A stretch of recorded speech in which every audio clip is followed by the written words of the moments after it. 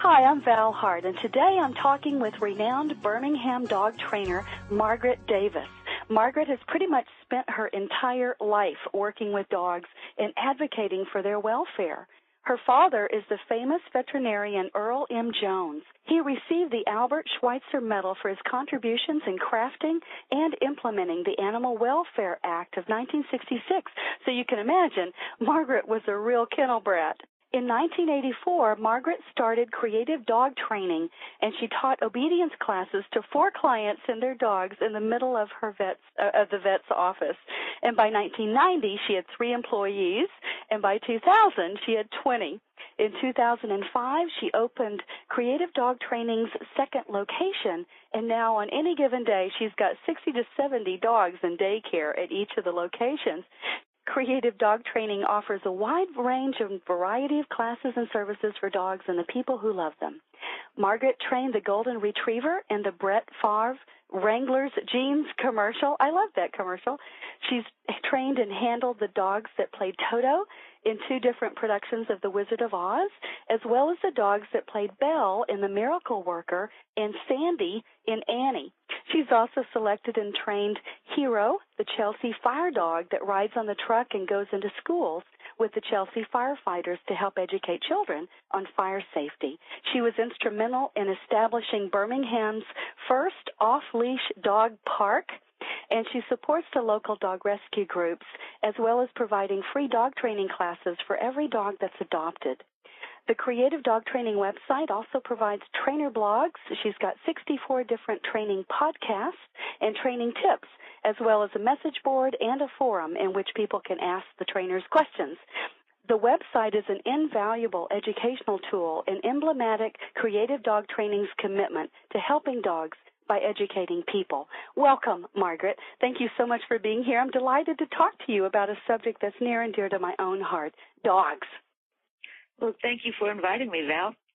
I'm glad you can come. Thanks for making time in your busy schedule. And so I want to ask you a few questions. What do you mean by helping dogs by educating people? Well, Val, I get people come to me and they want to become dog trainers, and the first question I ask them is, do you want to work with dogs or do you want to work with their people?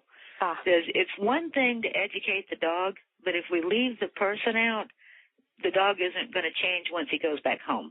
That's right, yeah. It's a two-way street. So it came to my attention that a lot of dog behavior issues are really caused by lack of knowledge on the human's part. Yeah. So my goal is the more education that I can get for the people living with the dogs, the better the dog's life is going to be. That makes so much sense to me. I'm an animal communicator, right? So I do behaviorist work, and I communicate with the dogs in order to help us find out what's really going on from their viewpoint. And almost always they'll tell me that their person confuses them, So I learned early on in my work that in order to help the animal, I have to be able to help the person. So I'm really delighted to hear that you have focus on educating the person, which is a huge part of the equation. Yeah. It really is. Yeah. And I think that's fascinating what you do. Just, I have a slight vision impairment. It doesn't bother me in day-to-day life. Mm-hmm. But because of that, I've always been, I think, a little more in tune mm-hmm. with what animals are thinking and the kind of nonverbal communication they give off. Mm-hmm. Right. And it's enhanced my ability to work with dogs, cats. I don't think I can give cat advice. I don't think anybody really trains cats. But I think cats train people. I know mine do. They do. They're good at it, too. But it's always helped me just to be able to get in tune with the dog and what the dog is really thinking. And I think people, unfortunately, without thinking about it, do confuse their dog. Mm-hmm. Yeah. Yeah, they do. And like you said earlier, through no fault of their own particularly, it's just that they're not dog savvy. They don't understand how what they're doing comes across to their dog. Right? I call it unintentional dog training. Unintentional. Accidental dog, or the accidental trainer. A good example is the dog that shies back towards the person, mm-hmm. and the person reaches down and pets it and says, "Oh, it's okay, it's okay." Right. And they just don't realize that what they're really saying is, "Good dog." Yeah, exactly. I love it when you're shy. Please do more of it. Right. Please do more so we can give you more rewards. Yeah. Yeah. Yeah, that's a big one. Yeah. So do you think of dogs as persons? I like to put dogs in their own category that I choose to call the dog. Now, dogs are not things, and to me it's very dangerous when a person thinks of a dog as a thing, because you can do things to a thing that you couldn't do to a person. Right. Like leave it outside all night. Mm-hmm. They wouldn't do that to a person, but because they think of it as a thing, it becomes kind of a throwaway item. Yeah. Okay? But to me, dogs are not people. It's wrong to kind of set them up as people because the dog they just can't fulfill that role. Right. So if they're not a person and they're not a thing, they're a dog. And the more we appreciate that and we learn to speak dog and we learn to communicate with the dog on a level he can understand, the happier that dog is always going to be. Yes, and if our dogs are happy, we're usually pretty happy too. Yes. Right. Yeah, that makes a lot of sense. Just makes a lot of sense. So let's talk about dogs and having dog friends, doggy daycare, chances to play with dogs, like going to the off-leash parks where they can romp. Why do you think it's so important that they have dog friends? Well, for one, they need to expend energy. Oh, okay. If they have a lot of pent-up energy, it's going to come out in mischievous behavior. It's like a kid at home all day on a rainy day. They're going to find something to do. And the big thing is dogs in particular tend to put children in the category in their mind as if they're other dogs.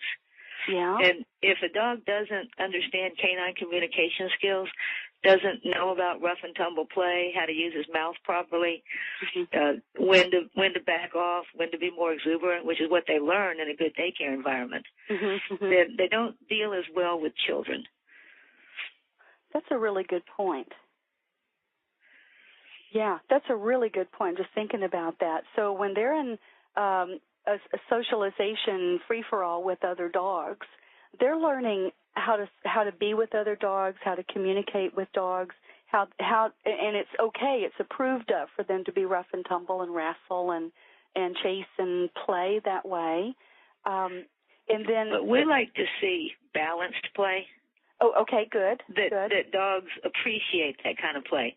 And what I train my staff to do is if you think one dog is being a little bit too rough, just simply restrain that dog and ask the other dog, because the other dog will tell you. If the other dog runs off and plays with somebody else, what he's saying is, yes, thank you for rescuing me. Yeah. But if he turns around and re-engages, then to the dogs, they weren't having an issue. But just think about it. If dogs don't get that outlet, then they don't know what too rough is. Right. They don't get the feedback to know when they've been too rough, or they bit too hard, or they wrestled, too because much. What does the dog do when one gets bitten? It goes, ow! Yeah. Hey, you hurt me. Yeah, then ow. If the dog doesn't stop, then the dog gets kind of ostracized from the pack. The other dogs just walk away from it. They go, you're not our kind. We're not going to play with you. We don't like You're too rough. Yeah. So that would teach them inhibition, right? They do learn that. They learn to moderate their own behavior, given the feedback from the pack, right? Yeah, it's like I try to tell people, don't play with your dog as if you're a dog, because dogs play rough. Yeah. And your dog may not know how to come back out of that. It's like the dog triggers into excitement very quickly, but they don't all have that pathway to come back. Got it. And to me, that's part of dog training, is teaching them how to come back out of that super excitement stage. Talk a little more about that, Margaret. How would you do that if your dog's a little too much over the edge there? How do you actually bring him back? What I do is I start at low level. I start when the dog is somewhat calm, and I play with them and get them just a little bit excited. And then I bring them back down to a normal emotional level. Oh. And then I play with them again, bring them up just a little bit, get them a little bit more excited, and then calm them back down. Then you just keep going up in gradual increments until the dog is at a 10, and then he can come back down to a 2. But it's very difficult in the beginning that a dog that's at a 10 is going to come to a 2 on his own. Does that make sense? You have to teach them how to do that. Oh, okay. So they don't just automatically know how to do that. We have to teach it. Yeah, they have to learn. It's kind of like toddlers in play school, right? Mm-hmm. Right. They have to learn what's appropriate, what's not. Got it. Oh, I like that. That's great. Okay, good. Are there any other things that we need to watch out for, like in doggy daycare or off-leash parks, that kind of things?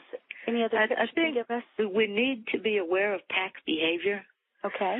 And to me, dogs that play longer than 30 minutes in a stretch tend to develop pack behaviors. It's like they have a burst of energy, they expend the energy, and then they all kind of back up and look at each other and go, just who is the ruler here?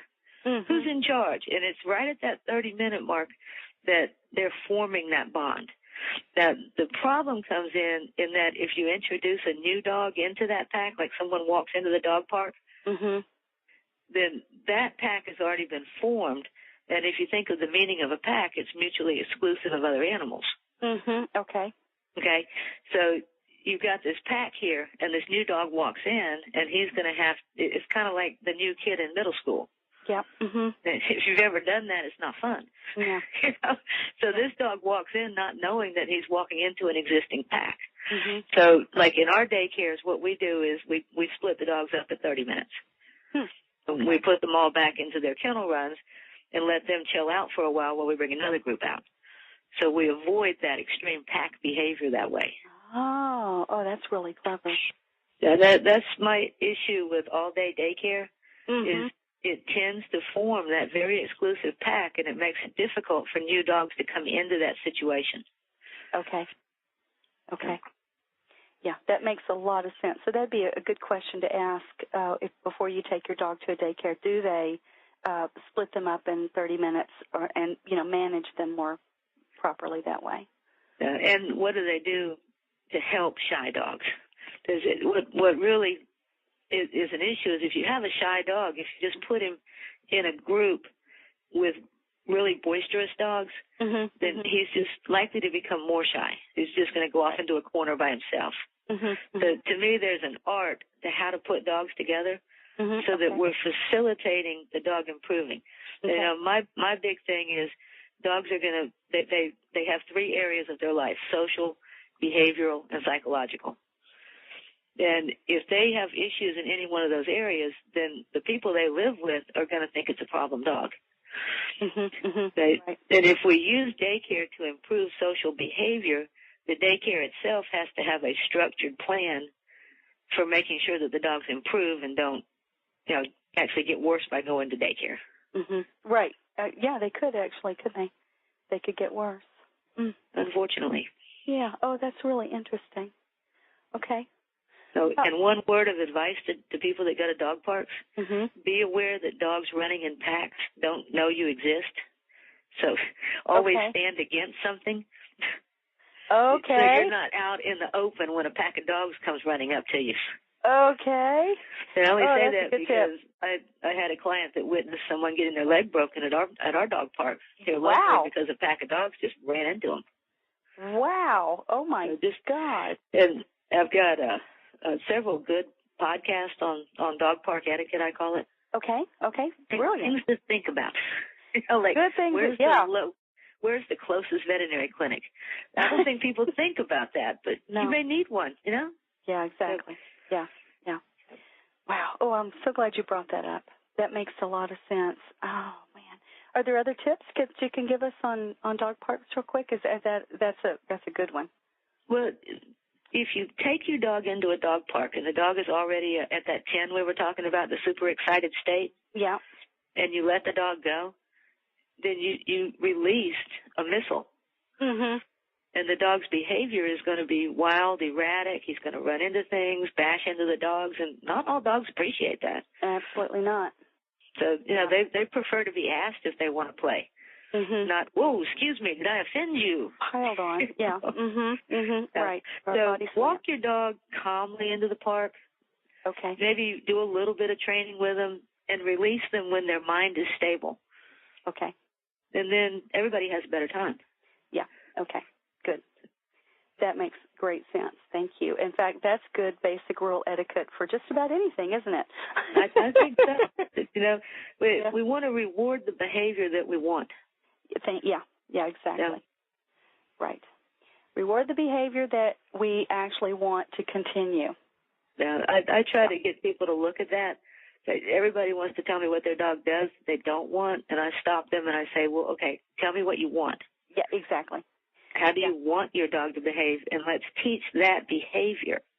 Yeah.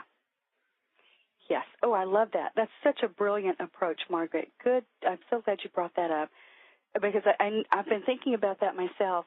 If we only fixate on what we don't want, we're totally focused on what we don't want, we never actually tell them what we do. Right? Yes. We don't give them a way out. We don't give them a way to be rewarded.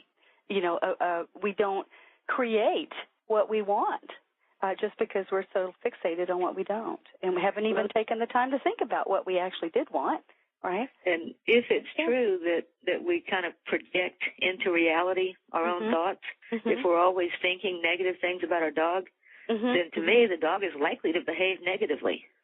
Yes, that's the message we keep reinforcing for them. Yep. Yeah. So let's think about what we want and work towards that goal and kind of put the other stuff aside. Yes. Yeah, I love that. So do you think dogs can be spoiled? I have 5 dogs. Okay. 4 golden retrievers and a schnauzer. Okay. And they are probably the most spoiled dogs on the face of this earth. I am probably one of the few dog trainers you'll ever talk to that when you ask, where does your dog sleep, I say wherever they want to. If they want to sleep on the bed, they sleep on the bed. Oh, my God, that's great. You know, my only rule is if I say get off the bed, I expect you to do it. Otherwise, I don't care where they sleep. Okay. But my thing is spoil your dog all you want to, but make sure you earn their respect. Because if you spoil them and you don't earn their respect, then they're going to just run all over you. Yeah, yeah. Mm-hmm. Get a little respect, and then you can do whatever you want to with them. I love that. So what are some tips on earning their respect? Set your rules. Set your boundaries, just like you would with a 2-year-old toddler. Okay. This is mine. This is yours. I expect you to wait at the door. You're going to wait when I feed you. That I line all 5 of mine up and release them, based really on who's behaving the best. Okay, you're calmest, you get to eat now. I don't let them do free-for-alls. I teach them the settle down exercise where I expect them to lay down at my feet when that's required to do that. Okay. And that's such a simple one to teach. Just put your dog on a leash, slide the leash under your foot in such a way that they can't jump up or walk away, and you just say, settle down. Oh, wow, what a great And they get it. They're like, no. Well, there's nothing else to do, so I guess I'll just settle down. As my son Damien says, the more they fight it, the more they needed it. Oh, that's great. The more they fight it, the more they needed it. I could see some other applications for that concept, too. We don't need to expect a lot out of our dogs, but they do need to come when they're called. Yeah. Have a concept of staying where they're put. Yeah. Walk nicely on a leash. Don't jump on people unless invited. Yeah. Don't bite. Go to the bathroom outside. Go lay down. Yeah. And anything else is just gravy and tricks. Gravy and fun, and you're right. So we got all the basics. Life is good, and then if we want to add some cake, we can have that too. Right. Right. I got it. Oh, that's good. I love that. I like your rules. These are good rules. Can we talk about alpha for a moment? That's a kind of a controversial subject, isn't it? Being an alpha pack leader. Do you agree with that? You can put 100 dog trainers in a room and say that word. And watch out. Oh yeah, duck. Yeah. Okay. I like to think in terms of respect instead of alpha. Okay. Okay, because the true top dogs of this world, and you know because you've been around packs of dogs, they're not the troublemakers. They're not the ones that are barking. They're the ones walking through the room with their head held high, without a care in the world, because they know life will be exactly as they say. They don't pick fights. They just are. Right. When I go do house calls, people think that the troublesome dog is the alpha dog, and I'm just like, oh, no, you don't understand. That guy is your middle-ranking dog. He doesn't know his place. Oh, that dog right there is your true dog. So I like to think in terms of leadership, and I don't like to physically dominate dogs. I don't like to roll them on their back. I don't like to hold their muzzle, because to me that just invites a fight. And I don't want to fight the dog. I want the dog to cooperate. So any correction that I give a dog is going to be based on how dogs correct each other. And I've never seen a dog roll another dog over just to do it. You know, they may do it in a fight, but they don't do it as a regular training exercise. Does that make sense? Yeah. Keep going. Yeah, they may prove a point, but it worries me when people do that on a regular basis to their dog. Like, I'll hear people say that someone told them to hold their puppy down till it stopped screaming. And I'm like, okay, so you showed you're bigger. Yeah.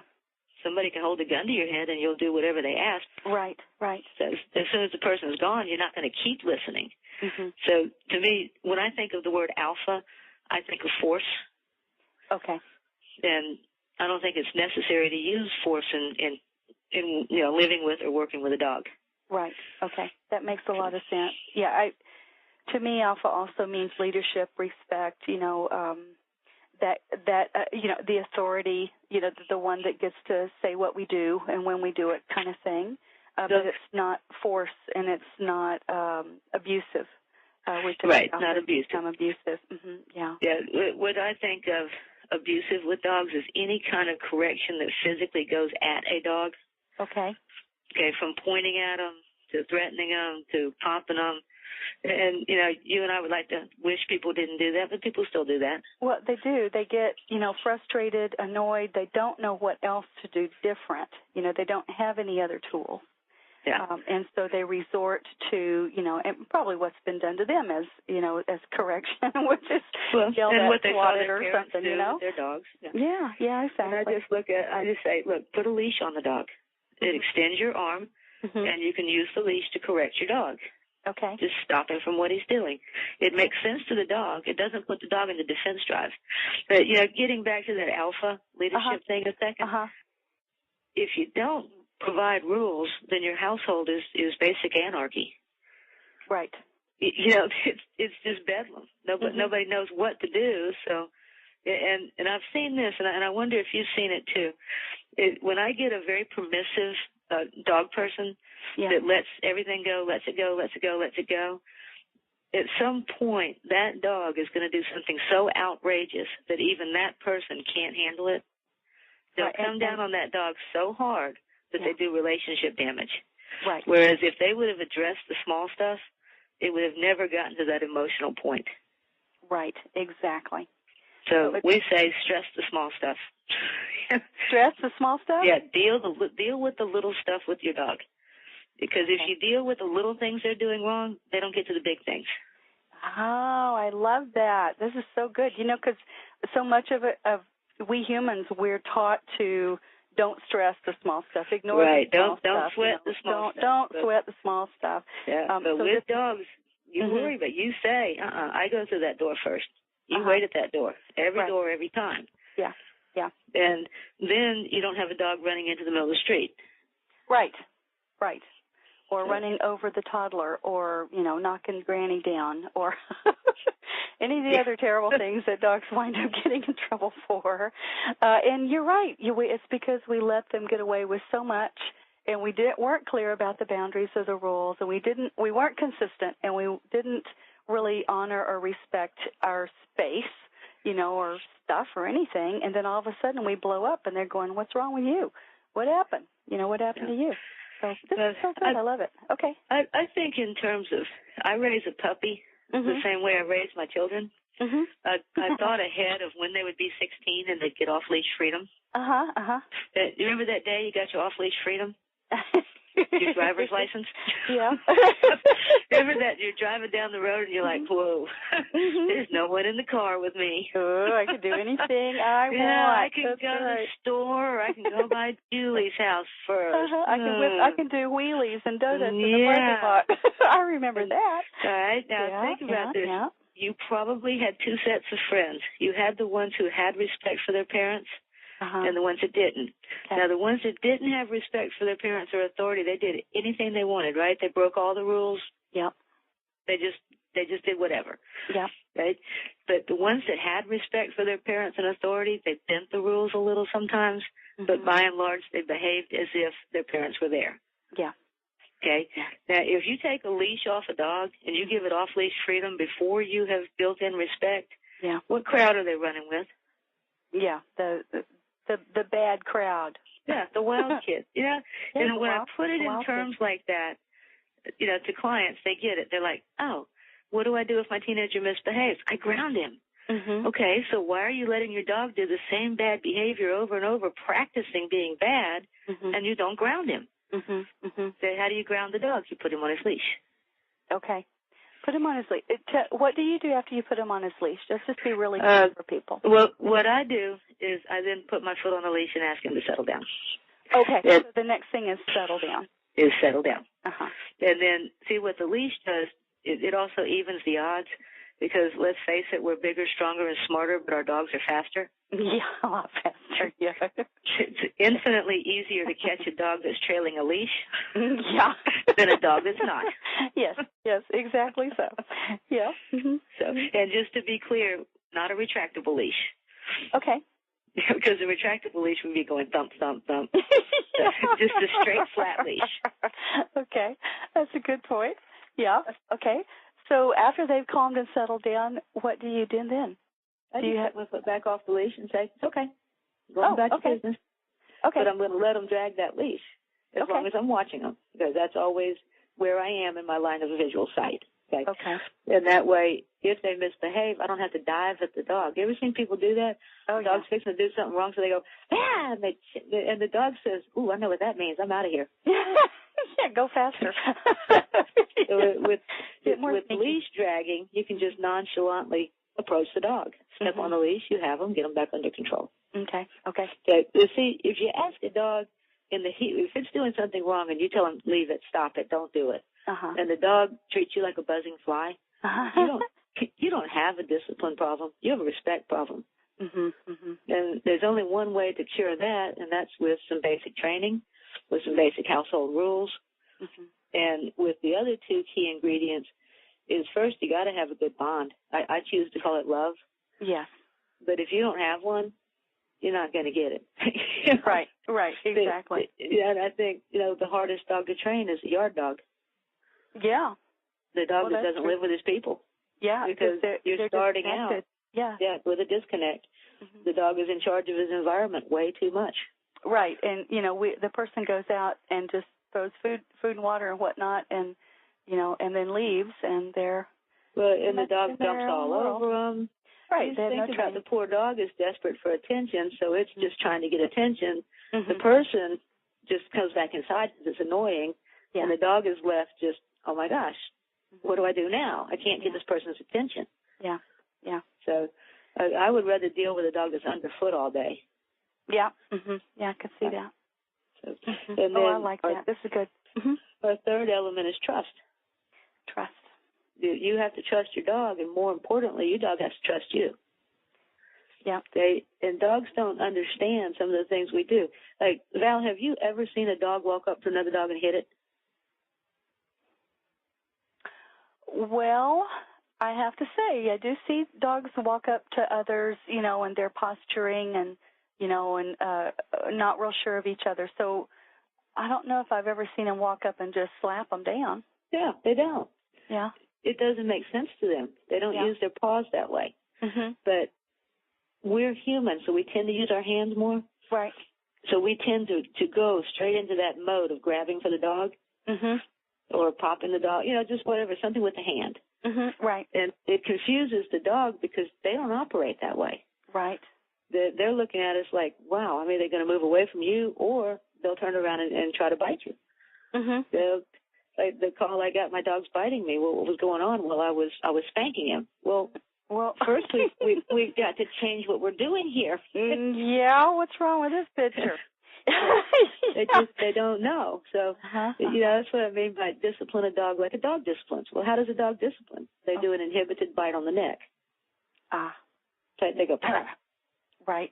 There's not a mark. There's not a wet spot, but the other dog knows. Yeah. that it crossed the line. Yeah. So that's what I do with a leash, is I just pick up the leash, give a little tug. I like to say it's the same pressure as if you've ever caught a fish. It's like setting the hook. Oh. It's just a slight wrist. It's just like the. So it's not a hard tug. It's just a little tug. Okay. Just enough to get their attention to say, hey, I don't like what you're doing. Okay. Okay. But it doesn't upset the dog. They get it. It's fair to them. Uh-huh. Uh-huh. So, That's really good. I understand. Mm-hmm. Mm-hmm. Okay. Do you have any other tips like that? Is that anything else for correction that we can offer people? Well, I like to only use the word no in dangerous situations. Oh, okay. I think that dogs hear the word no way too often and it loses its meaning. Okay. Okay, so we like to stress no alternatives, like settle down, off, leave it. Mm-hmm. Mm-hmm. And then the only time a dog will hear no from me is if he's doing something that's dangerous to himself, which would be chewing the electrical cord or running into the street. Mm-hmm. Mm-hmm. Dangerous to other animals, like trying to maul the cat. Mm-hmm. Or dangerous to us, which is active aggressive biting. Mm-hmm. Okay. Okay, and then the only consequence that goes with no is the leash correction. Okay. And they get it. They're like, oh, okay, no means no. Okay. And you say it matter-of-factly. I tell people no is a command. It's not a punishment. It's not said with emotion. It's not, no! Mm-hmm. Right. Right. It's low and serious, just like a dog. No. Okay. And it makes a huge difference to them. And because I say it so little, if I say the word no, every dog in hearing goes, uh-oh, somebody did something. Uh-oh, I hope that wasn't directed at me. Not me, not me. Oh, in general, I think we talk too much to our dogs. We verbalize a lot without attaching meaning to the words. Okay. So, and it's one thing if you're just sitting, petting your dog, they're sitting in your lap, or you're laying on the floor with them and you're talking to them. Mm-hmm. But just as a general rule, people just come out with a string of words, or they'll just keep saying the dog's name. That's one of my favorites. Yeah. You know, like, blah, blah, blah, blah, ginger, blah, blah, ginger, ginger, blah, blah, blah, blah, blah. Right? I was watching somebody chase their dog the other day. And I said, okay, stop. It was my neighbor. The dog had gotten loose, and I was like, okay, stop running and tell him to sit. And they stopped, and they looked at him, and they said, sit. And it broke his attention just enough that he looked at him, and he sat. Because it was a directive. And they were able to walk up to him and pick him up. Yeah. I like that. That goes along with that. Tell them what you want. Tell them what you want. That's right. And if you're chasing them, by the way, that's a great game. Yeah. And any chase games always involve the dog chasing you. Don't ever play games where you chase your dog. Oh, that's a good tip, too. So they only learn to run from you. They learn it's fun. Yeah, it can be. It can be quite amusing. Yeah. So you get this close and they take off again. Yeah. It's very fun for the dog. One of the best games in the world to counter a dog that doesn't want to come when he's called is hide and seek. Oh, I like that. Okay. That is hide and call your dog. They can't stand it. They're going to come find you. They have to find you. They're going to find you. And then finding you becomes its best reward. Yeah. So, I love that. That's great. Yeah. But I like to use games in training. I've got a podcast called 10 Good Games to Play with Your Dog. Oh, yeah? Tell me. And it even includes tug of war. Tug of war gets a bad rap. Yeah, yes, it does. Don't play tug of war with your dog. Well, okay, I say play it, but learn the rules. Exactly. Good. Yeah, just play by the rules, and they can find the rules in the podcast. That's great. What are the other games? Just do you remember? Hide and seek, whistle recall. Oh, okay. And fetch. But a lot of people go about fetch by taking a tennis ball and throwing it 30 feet. And the dog looks at him and says, "You threw it, go get it." Yeah, exactly. You must have wanted it there, right? Face the dog into a corner and just toss it a foot in front of him into the corner, so he's got to come back your way. Oh, okay. And that way you're building the pattern of this is what I want. This is what I want. Okay. Okay, that's good. Yeah, I love the games. To me, games, we should. Almost everything is a game. Yeah, if we make it a game, it can all be fun. And dogs they love games, so they can learn a lot of really good things by playing games. You know. Well, it's like I like to teach children tricks to do with their dog. Yeah. Because a child is not typically going to go practice sit, stand down, come, stay, heel. Mm-hmm. But if I say, okay, your job this week is to teach them to sit and shake, roll over, and play dead, they'll do that for hours. You bet they will. But what are they doing? They're teaching them to sit when they get them to shake. They're teaching them to lie down when they get them to roll over, and they're teaching them submission that's cooperative when they teach them to play dead. So the dog is learning to relax for the child, and the child just thinks, hey, it's a game. Oh, I like that. That's sneaky. You're good. Okay, all right. So talking about tricks, do you think an old dog can be taught new tricks? Well, I kind of look at it this way. I like to think that I can still learn. Yeah. And, if you think, okay, if a dog here is 7 years, okay, let's say an 8-year-old dog is what, 56? Are most 56-year-olds done learning? God, I hope not.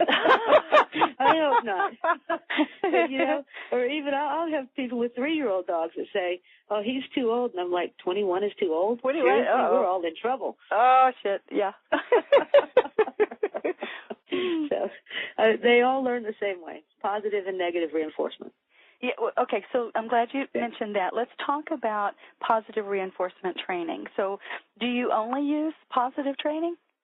Well, I use, when I'm teaching a dog what something means, then I use positive reinforcement trainer. I'll use the clicker if the dog is oriented towards that or the family is. Okay, but to me, if you want to stop a negative behavior, you've got to introduce a consequence.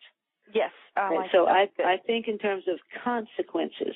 It's not negative, it's a consequence. And if you think about it, if you don't pay your phone bill, what does the phone company do? Yeah. They cut off your phone. That's right. They don't call you up and yell at you. They don't come over and beat you up. Right. They just give you a consequence. Yeah. And if you've ever had it done, you probably learned if I want my phone, I will pay my bill. Yeah. Okay, so I introduce consequences for the dog's behavior, and I prefer for the environment to do it as much as possible. So that the dog doesn't associate it with a human. Or like, how many times does a dog touch a hot stove? Once. Yeah. Okay, twice if it's a Jack Russell, and I apologize to Jack Russell people. So that they know it's true. They do. They're all laughing now, I'm sure. Shaking their head. Yeah. But it's not a punishment. It's not a negative. It's a consequence of life. I tell you, another way to look at it is my dog can live in the world of all positive reinforcement the day God lets me. And there are consequences to my actions, to your actions. So I just like to say, use the concept of consequences, or as a friend of mine told me, corrective feedback. Well, okay, that's good. Yeah. That's a good term, corrective feedback. Okay, Margaret, I'm going to ask you to give us an example. Okay. I have one from my own dog. Okay. Just this last week. Okay. He's almost 10 years old. He's very well behaved. He almost always does everything I tell him to. We were out in the front yard, and he heard the neighbor's dog across the street. Okay. And he decided that he was just going to romp on across the street to go find Skip to play with him. And I'm calling him to no avail. I'm sitting here going, you are being a professional embarrassment, my friend. Don't you hate that? Okay. So I walked over, and I got him, and I brought him back home. I immediately clipped the long line on him. Okay. Same scenario, same dog is across the street playing. Okay. He takes off again, and I just step on the long line. Okay. And he turned around and looked at me, and he said, how did you do that? And I've got my hands up in the air going, Eeyore, my friend, I didn't do it. Boogie Dog got you. Because I was over here. He was over there. And so he got a consequence for his behavior that I didn't do because I didn't have my hand on a leash. Oh, my God. Okay, so that's critical, isn't it? what we have our hands on is what they connect to us. Was what they connect to. Okay, that's a really good point. That's why we say don't use retractable leashes with puppies. Use long lines. Okay. So you're controlling with your foot, not this mechanical device in your hand. Okay. All right. Oh, I'm so glad you said that. And he has been grounded the rest of the week. He hasn't been outside without his long line on. Okay. And that's at almost 10 years old and very well behaved. Yeah. He just needed a little consequence to remind him that, but I tell you, Val, I'd rather provide that consequence than see him hit by a car. Oh my God, yes. Yeah. And that's why it's so important to do the kind of training and create the respect and the bond and the address the small things and to be really with it and be dog savvy. So that, the point of all that is that we get to save our dog's life sometimes, at some point, right? I mean, that's one of the big reasons of training. One of the first reasons to train is for our dog's safety. Uh-huh. So that we can stop them in an emergency. Yeah. Mm-hmm. The second reason is for their freedom, because well-behaved dogs do more in life. Yes, they do. They get to go places. They're around when the company comes over. Right. And the third is for our sanity. Yeah. So I can say, don't get in the garbage, and they don't get in the garbage. Yeah. All right. Life is much those better. Those are three great reasons. Uh-huh. Yes, they are. I do run across the people that don't believe in dog training. Okay. And I just asked them, I said, well, do you have a dog? Well, yes. Uh-huh. I was like, well, you do dog training every day because every interaction, everything you say, touch, do, it's all dog training. Yeah. The only question you have to ask yourself is, what are you training? What is the dog learning? Right. What are you teaching your dog? Yeah, it's like the dog that was guarding the refrigerator. I said, before we fix that, I got to learn, how did you teach it? Mm-hmm. Yeah. Okay. Oh, goodness. Oh, that's good. So who is the hardest kind of human for you to train? Is it somebody like that? It's someone that it just is so involved in the emotionality of the dog that they just can't bring it themselves to provide structure to the dog's life. Wow. They really believe that the dog's emotions are so fragile. Does that make sense? Yeah. That they don't want to hurt the dog's feelings. They don't want the dog not to love them. Oh, that's the big one, isn't it? They don't want their dog not to love them. Yeah. Yeah. So you have to love me. Those are the most difficult ones to help, just to guide them. And I tell you, one of the best compliments a client ever gave me was they called me the client whisperer. The client would, that's nice. Yeah. It takes that talent to be able to bring people around to say, yes, but love without trust and respect is really just affection. But once you've added the trust and respect, you have true love. Right, right. Yeah, that's a really good point. When they say they think their dog is too fragile, they're really saying they feel too fragile. That would be a whole nother podcast. Whole nother topic, isn't it? Okay, so what's the hardest dog to train? What are your favorite breeds? Well, in general, and it's just in general, the dogs that were bred specifically to work with people tend to be the easiest to train. And those are usually going to be found in your working, your herding, and your sporting groups. Okay. The dogs that were bred to work independently of people take more time and patience to train. For instance, the beagle was bred to do what? Trail a rabbit. Does the beagle like to come when he's called? Only if there's food involved. Find the golden retriever. Got a rabbit? Okay. I'll talk to you. The golden was bred to bring the rabbit back to you. So he's more likely to come back to you. Okay. So you think in terms of in general, the dogs that were bred to go away from us are going to be a little bit more difficult to train. Yeah. The dogs that were bred to come back to us, just tend to be easier. So it just means that if you start with a golden retriever puppy and a beagle puppy on the same day with the same training, you'll get there faster with the golden, but you'll get there eventually with the beagle if you have a lot of patience. A lot of rabbits. And a rabbit. You had a pet rabbit at home, you're good. Lots and lots of rabbits. Okay. I got it. That's great. I love that. Okay. So do you ever have dogs fail obedience school? Well, I think that whenever I hear of a dog failing obedience school, I tend to think that was either the person who found out it was work to train a dog. Uh-oh. Or a trainer who wasn't flexible enough to find something that would help this dog. Yeah. It's not the dog. Yeah. No, it's never the dog. It's just that we haven't figured out how to communicate and reward appropriatly, find them where they are. Yeah, because not all dogs are food-oriented. Not all dogs are attention-oriented. Right. But, exactly. So you just have to keep working until you find what that dog is willing to work for. Yes, I understand. That's good. Okay, so what is basic respect training, and why does it matter? But it just is, it's a set of exercises that we've come up with that teach the dog to want to listen to you. Okay. It puts you in the leadership role. Teaching him things like off means get off of me, get off the counter. Settle down means lie down. Wait means you stop immediately no matter what's going on. Okay. Settle down means I need you to get a grip on yourself emotionally now. Okay. Leave it means that belongs to me, not you. And we play a little game we call goalie, which is really a fun game to play, and kids love it. Goalie? And yeah, it's one of the best respect builders out there. And it happens at doorways and gates.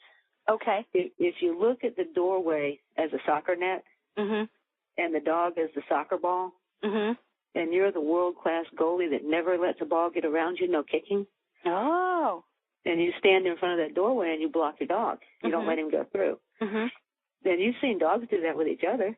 Oh, yeah. It's a great game. They'll spin their territory and say, you're not walking through here. Okay, That's right. all right, I'm going around this way. So it's a good little game where you're saying to your dog, I own this space.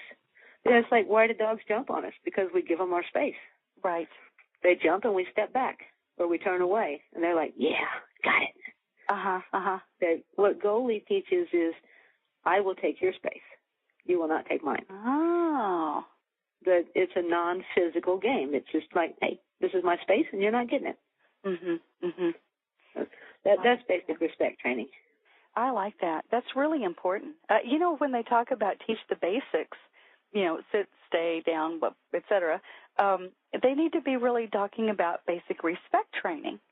They really do, because it's more important. There's lots of dogs that know how to sit but still misbehave. Oh, God. Something like sit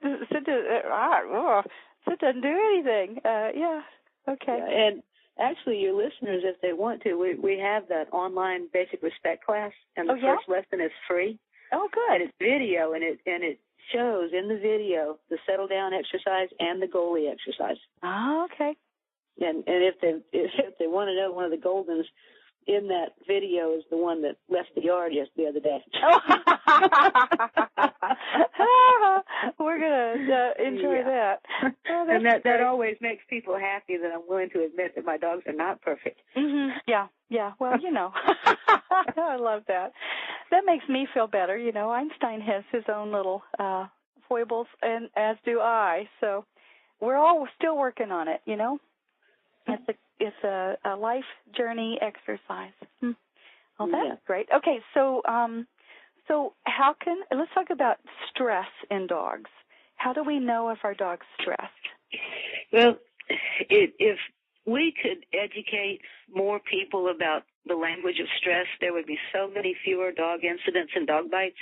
I just do not believe that dogs bite out of the blue. No. They usually scream it and scream it and scream it until they are just pushed to a point where they feel they have to. Yeah. Okay. So low-level stress is the beginning of what's going to happen in the end of the behavior chain. Okay, people want to treat the bite, they want to treat the chewed-up shoe, they want to treat basically the consequence and what happened. But they got to realize they got to back it up and start noticing when is the dog starting to stress. Okay.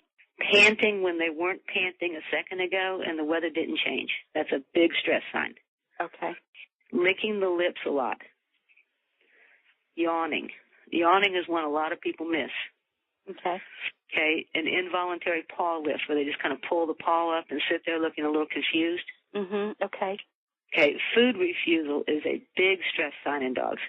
You know, people try to give their dog a treat at the vet and it won't take it. It's not that the dog doesn't like the treat, it's that the dog is stressed. Okay, and then if you miss that stress, those early stress points, the dog will go into avoidance or attack mode. Okay. Right? It's either going to move away from the stimulus or it's going to go after it. Okay. Okay, and a really good illustration is, let's say, family dog usually trusted with kids, but maybe the dog has an earache and they don't know it yet. Dog's just a little out of sorts. Maybe the kids were a little loud that day, and the dog's just not quite as even keel as it usually is. Okay, Dad walks through the family room, and the dog has his paw up in the air, and he laughs, and he says, "Oh, y'all are teaching him how to shake. Good job." This is a stress sign. A little while later, Mom walks through, and the dog is panting. "Oh, are you thirsty?" A little while later, Dad walks through, the dog's yawning. "Boy, y'all are really tiring that dog out tonight." Right? A little while later, Mom calls the dog to eat. Dog won't eat. "Oh, you were kind of out of, you don't like your food? I'll go get some more for you. Let me go to the store." They missed another stress sign. Dad walks through the family room. The dog is up on the couch. Dog's not allowed on the couch. But the dog is in avoidance, is trying to get away from the kids. Dad throws the dog back down on the floor, right back in the kids, with the kids. And all Mom hears is, "Bah, bah, bah, bah." Yeah. See how they missed all those warnings? Yeah. Yeah. And the dog was just boxed into having to do something. Right. So if we just pick up on it, dogs playing with kids and won't take a treat, it is time to separate. Calm Like down. when I do therapy work, like take dogs to nursing homes, I always have treats in my pocket. And the minute they refuse the treat, I know the visit's over. Oh, wow. Okay. Yeah, because they're telling me, "Okay, this is getting to me. That's too many petting, too much petting in one day, Mom. Got to go home now." Right? But it's us. We don't pick up on it. And then the dog does, it's kind of like when you're dealing with an animal, never be surprised when an animal does an animal behavior. They're animals. Yeah. What else do we expect them to do, right? Your dog will bite, my dog will bite. We hope they don't, but the plain fact is they came equipped in life to do that. Yeah, and they have it for a reason. They do it for a reason. So just pick up on those stress signs. Okay. Oh, I'm so glad you brought that out. That's so important. I didn't realize some of them. Okay, great. So let's see. What else? Let's talk about Reiki. I also do healing with animals, and so you also use Reiki, and you also, I do. Yeah, you do something called Callahan tapping. You want to tell us a little bit about that and how you use it, or what do you do with it? But the Reiki is just a channeling of energy. It's a healing source. Right. And everyone, to some degree or another, has it. It's just if you get the training, it gets brought out, just to a higher degree, that's all. Right. Okay. And I like to use it on very shy and nervous dogs. Okay. Because it builds their self-esteem. And from your work, not all dogs and cats will accept it. Right. Yeah, some will pull away from it. They don't want it. So it has to be kind of a willing dog. Right. And I'll also use it if the dog is becoming fractious and aggressive. Okay. And what I do is I just lay my hand on top of their head and put my finger across the bridge of their nose. Okay. Just all very gently. And wait until they just kind of relax a little bit. So, okay. And I don't really, tell the owner this is what I'm doing. I'm using Reiki on you. It's just part of me and what I do. Yeah. As I go, you really have a calming effect on dogs. Well, not really. It's this, it's this energy channeling here that's helping your dog. Okay. Yeah, you just can't see what I'm doing. Yeah, you just can't see it, but it's there. Okay. Yeah, your dog can feel it. I can also do it like walking through a kennel where the dogs are upset. Okay. Just projecting that soothing energy, Okay. Okay. So that's how I use it. It's just something that I've been doing it for years. Okay. I think maybe 10 years, and I do it so without thinking. Yeah. Yeah. It just comes naturally to me to do that. Right, right. So now Callahan tapping, are you familiar with that? It's a human brief therapy technique. Okay. I tell you what, go ahead and just tell us about it then. Okay. It goes on the acupuncture system. Okay. And with the human technique, they take two fingers and the therapist will tap on the acupressure points, and it's to realign and dissipate useless energy, basically. Oh, okay. Okay, so it's used in phobias, people that want to stop smoking, habit breaking. And there's different patterns in the way that the therapist will use it. Okay. And I first learned this was about 17 years ago. Okay. I had a lovely golden retriever that had a horrific thunder phobia. Okay. And she came across it honestly because she almost got struck by lightning. Oh, boy. So she was just, when it thundered, she was just terrified, okay. which I tried everything I could think of. And I had actually gone to this Callahan tapping seminar and seen the effect it had on people. And I thought, well, if it works on people, why wouldn't it work on a dog? Yeah. So I did it with her, and it's a crossing pattern on dogs, above the eye, below the eye, above the eye, below, kind of like you're crossing across the bridge of their nose. Okay. And then you massage the base of the ear, put the ear flap between your fingers and massage there. Okay. Soothing the dogs. Okay. Then you do very slow, long body stroking, and then you go back to the tapping. Okay. And what you'll feel is, at first, the dog doesn't want you to do it. Yeah, they want to pull away, so you have one hand in the collar because they're already upset. Okay. Now, so again, going back to the stress signs, let's say you have a thunderphobic dog, you want to start this the minute you see that they've noticed the barometric pressure dropped. Yeah, because they very aware. You know they do. Yeah, they're very aware of that. So the minute they go, whoa, storm coming. If you do this tapping exercise, you'll feel the energy dissipate. The dog will simply relax. Okay. And it took Shelley, that was her name, about 3 thunderstorms, and I never had to do it again. Wow. I mean, she just snapped out of it. She was like, oh, it's okay. In fact, I replaced it with desire for freeze-dried liver. And the only thing that happened was every time she thought it was going to storm, she was looking for the liver. She was like, so the whole idea is get rid of that what you don't want and replace it with something that you want. Like, okay, storm's coming, eat liver. All right, I can live with that. And I've shown many people this technique, and I never charge for that. It's just I just bring your dog in, I'll show you how to do it, or I'll show you on one of my dogs. Do you have a video? I probably ought to do it and put it on YouTube. I was going to say, you thought of that. If there was a video of it, then others could see what you're doing and use it. This is such a common problem, not just thunderstorms, that kind of thing, but also other types of things. I tell you that one time I had a guy call me, had 2 hunting dogs that he was going to basically have put to sleep because they wouldn't hunt anymore because they were afraid of gunshots. Oh, boy. And I was like, okay, I'm going to tell this guy over the phone how to do this, and he's going to hang up on me and call the men in the white coats. All right. I'm like, okay. So I explained it to him, and I could tell he was like, all righty then. All righty then, yeah. Yes, but then he called me back about a month later, and he said, I got to tell you, I thought you were crazy, but those dogs are back out hunting. Wow. So I think that's impressive as to how well it works, even when you really don't know how to do it. Exactly. I love this. So it's above the eye and then below the eye, and then you cross the nose and do the other side? Yeah. Well, it's like you're making an X on the dog's face. Okay. Okay. If you're facing the dog, you would take 2 fingers, put it above the left eye, go underneath the right eye. Okay. Above the right eye, underneath the left eye. Got it. Any certain number of times you're tapping on each spot, or just one tap? I do it probably 3 or 4 times. Okay, 3 to 4 times. And then you massage the ear flap. Yeah, massage the base of the ear and then the ear flap. Okay. And then long body stroking. And you don't want to verbalize while you're doing this. Okay. You don't say anything to the dog. You just do it.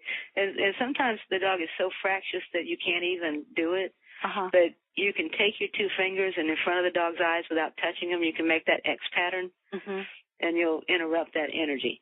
In fact, you think about it. If you were talking to someone and you were starting to get a little agitated, and they took their fingers and started moving them in an X pattern in front of your eyes, do you think you could hold that anger? No. You would get into a state of confusion. Which is really what we're trying to do here is alter the dog's state of mind. Okay. It's not magic. You're just saying, okay, I don't like the path you're on. Let's see if we can switch your state. Right. Yeah. Here, let me give you something else to think about. And by the way, that we can settle down now. And by the way, all that's still going on, but we're okay now, right? Yeah, that's exactly what we're saying. Perfect. Okay? I love it. Got it. Love it. This is great stuff. Let me ask you, well, do you think it works with obsessive compulsive disorders? I have tried it with that. Yeah. I think if we had good owner compliance, because I've never personally lived with one of those dogs. Okay. I did try it with a Cavalier that was one of those light chasers, shades of light. If the light patterns changed, the dog would just go crazy. Okay. Yeah. Oh, and just a word of caution to your listeners. Mm-hmm. Sometimes we unintentionally train that behavior if we play laser light with our dogs. Oh. Okay. Not a good game to play. Okay. And if you do play it, always make sure the laser light ends on a toy or a treat. Okay. So the behavior ends. You see what I mean? If they're just chasing a light and they never win, they've learned to chase lights. Right. That's true. And that's what it started this little dog along its path.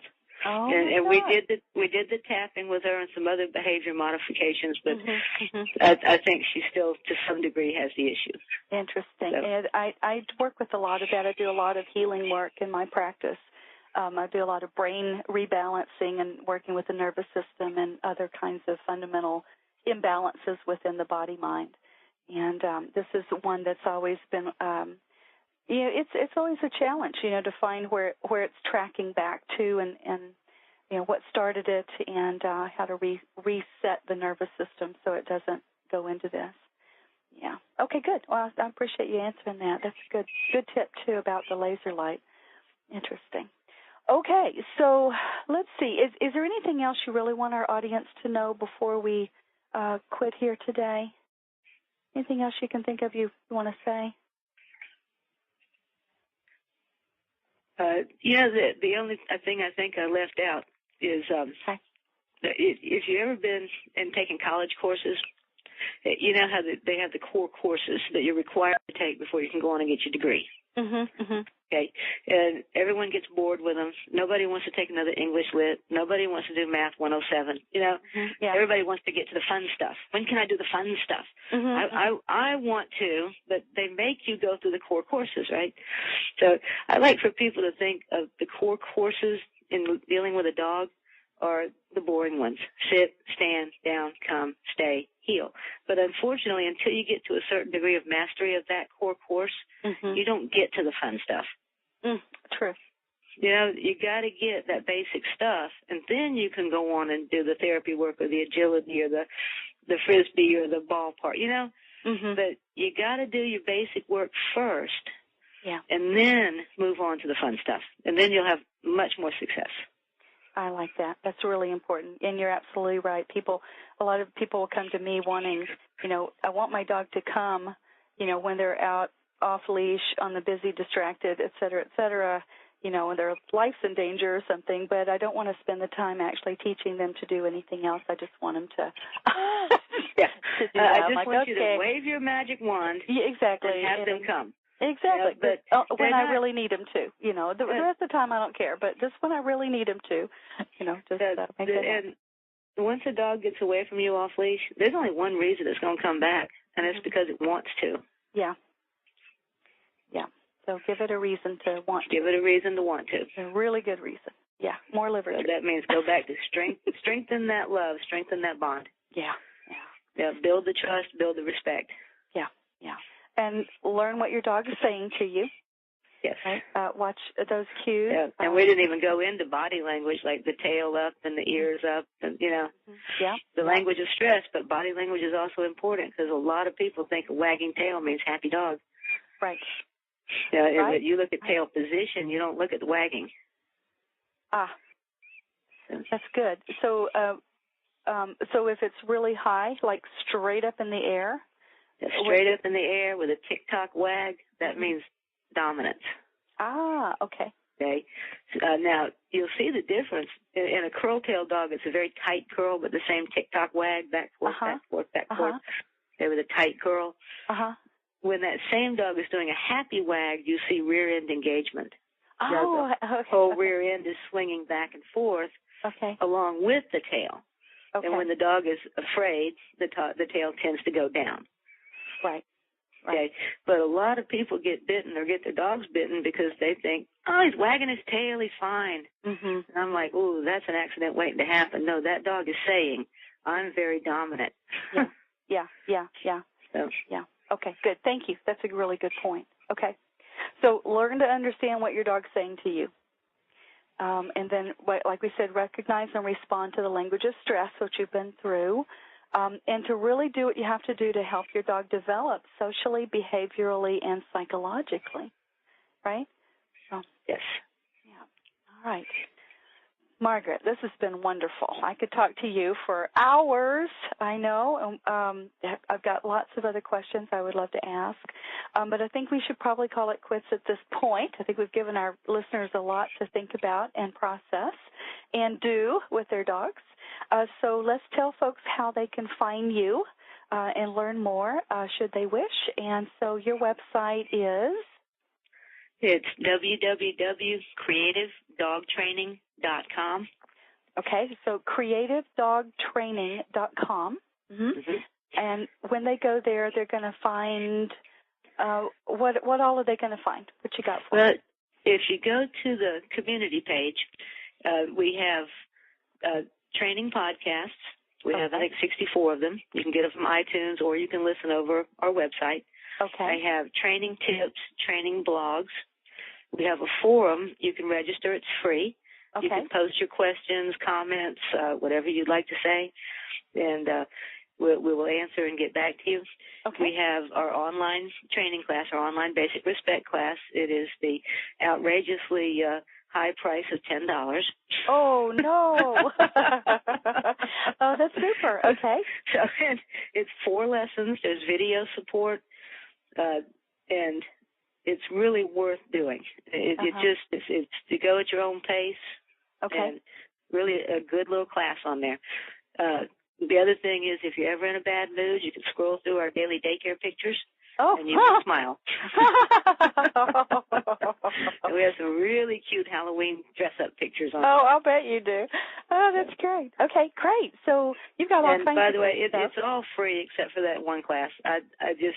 My goal sincerely is to help dogs through educating people, and that's why I have put a wealth of free information out there that I could easily have charged for. Yes, you sure could, and it's important information. So I hope that all of our listeners, so if you're listening now, go to creativedogtraining.com, sign up for the forum, check out the videos, get started on training your dog, learning more, get dog savvy, because your dog needs you. Yeah, all right. Okay, I think that's good. Anything else you'd like to say, or we got it?